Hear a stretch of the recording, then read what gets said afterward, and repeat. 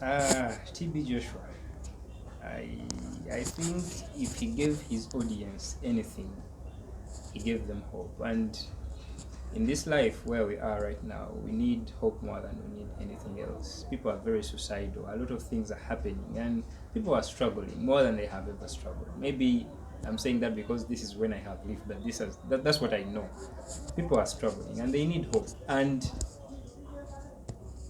if someone can get you from suicidal thoughts to wanting to live again, to believing that there is something to live for, that is worth it. False prophet or not, that is up to you. But I believe hope. If he gave them hope, he lived a good life. What do you talk about his following? The millions and millions of people. That man had a following. I had, like, he was from Africa, but he had followers from all over the world. So you can't really dispute that. Whether or not you believe whether he's a prophet or not, you can't be right and those millions of people are wrong. So if they believed in him, they believed in him. He did his work. You know, celebrating their death, especially for someone who has as many followers as Joshua had, and seeing someone celebrating their death with their congregation, false prophet or not, no religion tells you to ridicule someone or to celebrate when they die, or to, I mean, that man had family. He had a bigger family. I mean, I'm talking about celebrities. Someone from Manchester United actually had to fly during COVID-19 to come and bury a man, and you're celebrating his death. I mean, I don't think Jesus taught that. He taught many things. I don't think that was one of them. I don't really know what yardstick people use to know whether someone is a true or false prophet, but here's what I know, is that this world needs hope. People need hope. People need hope in their lives. So if anything, if those guys give them hope, and no wonder they follow them in multitudes. If they get hope from them, then I think that's the best they can get. If they're not getting it from other places and they're getting it from them, then the juice is worth a squeeze.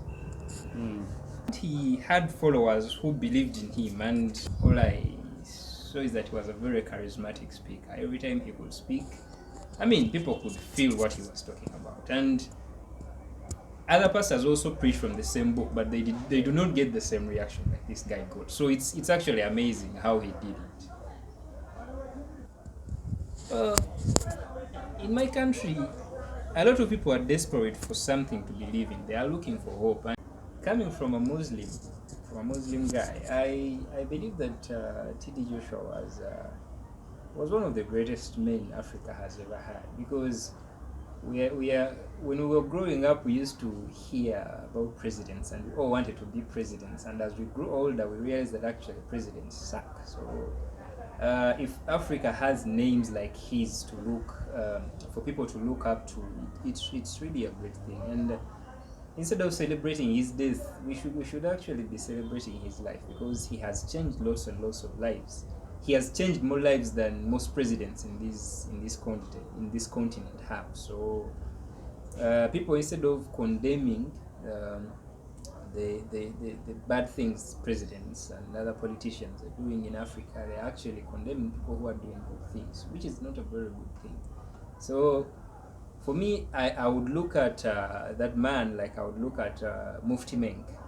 I'm a Muslim and I believe in Islam, but I know there are multitudes of people who are following Muslim Mufti Menk even when they're not Muslims. It's because he gives them hope. He makes them feel like they really want to live again. God is universal.